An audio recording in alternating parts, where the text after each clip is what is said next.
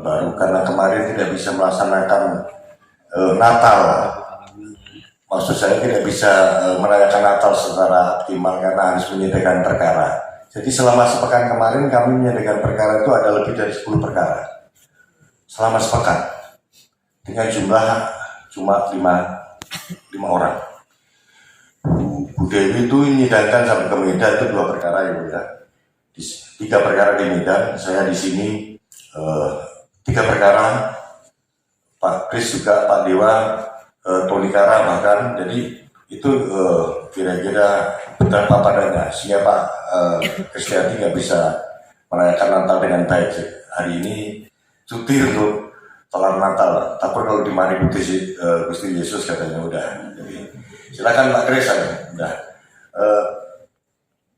Itu teman-teman kira-kira kalau saya ingin curhat betapa banyaknya pengaduan di KPP dan kita juga tidak sedang tidur, makanya terpaksa perjuangan ini kita lakukan pada hari Sabtu karena kemarin kita juga seharian masih banyak pleno putusan, sehari penuh kita pleno putusan sampai jam 4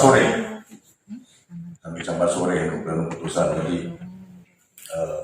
kira-kira itulah gambaran yang saya harap ini bisa teman-teman jurnalis semua pahami dan karena di KPP ya seperti itulah dengan segala keterbatasan sumber daya manusia dan sumber dana kita tetap semangat bekerja meskipun di hari libur. Saya persilakan untuk yang tadi sudah angkat tangan, tolong disebutkan nama dan dari media mana ya. Assalamualaikum warahmatullahi wabarakatuh. Baru karena kemarin tidak bisa melaksanakan Natal. Maksud saya tidak bisa merayakan Natal secara optimal karena harus menyediakan perkara. Jadi selama sepekan kemarin kami menyediakan perkara itu ada lebih dari 10 perkara. Selama sepekan dengan jumlah cuma 5 orang. Bu Dewi itu menyidangkan sampai ke Medan itu 2 perkara ya Bu ya. 3 perkara di Medan, saya di sini 3 perkara. Pak Kris juga, Pak Dewa, Tony Kara bahkan, jadi itu kira-kira betapa padanya sehingga Pak Kristianti nggak bisa merayakan Natal dengan baik.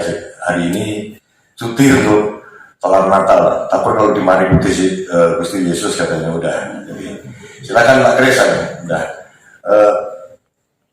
Itu teman-teman kira-kira kalau saya ingin curhat betapa banyaknya pengaduan di KPP dan kita juga tidak sedang tidur, makanya terpaksa perjuangan ini kita lakukan pada hari Sabtu karena kemarin kita juga seharian masih banyak pleno putusan, sehari penuh kita pleno putusan sampai jam 4 sore pleno putusan. Jadi kira-kira itulah gambaran yang saya harap ini bisa teman-teman jurnalis semua pahami dan karena di KPP ya seperti itulah dengan segala keterbatasan sumber daya manusia dan sumber dana kita tetap semangat bekerja meskipun di hari libur. Saya persilakan untuk yang tadi sudah angkat tangan, tolong disebutkan nama dan dari media mana ya. Assalamualaikum warahmatullahi wabarakatuh.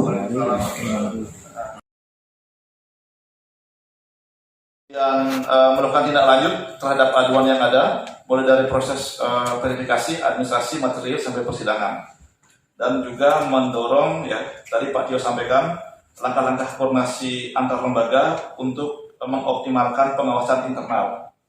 Tetapi saya ingin mengingatkan bahwa dengan kewenangan yang ada ya, jika itu tidak dianggap efektif, saya kira kami bisa mengevaluasi ke depan langkah-langkah yang akan dilakukan oleh DKPP.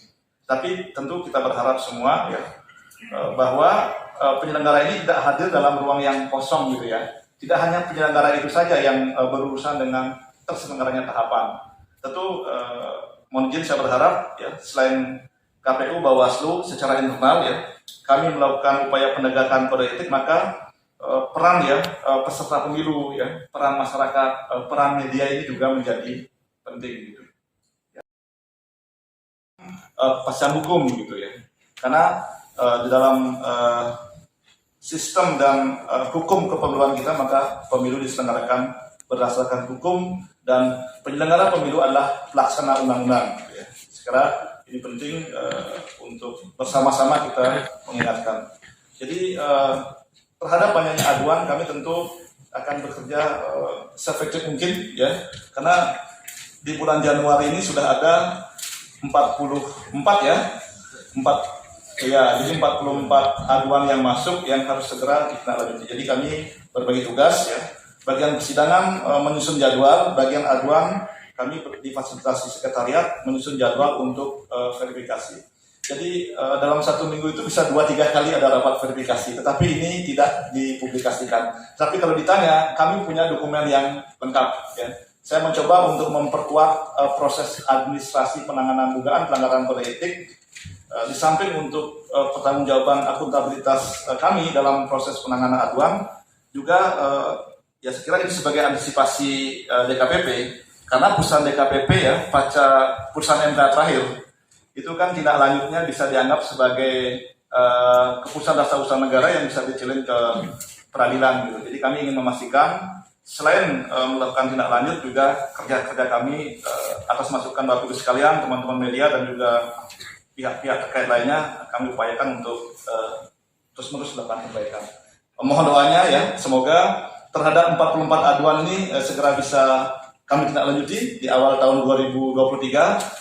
Demikian juga terhadap potensi aduan ke depan gitu ya. Jadi mudah-mudahan semuanya dengan baik, dan pada saatnya tentu DKPP akan mengumumkan kepada publik ya, tentu melalui putusan-putusannya gitu ya, putusannya, dan seandainya pun ada aduan yang dicabut ya, yang gugur dan sebagainya, tentu nanti datanya bisa kami sampaikan. Demikian Mas Ketua, terima kasih. Terima kasih Pak Dewa. Saya masih menunggu pertanyaan yang lain kalau ada. Silakan.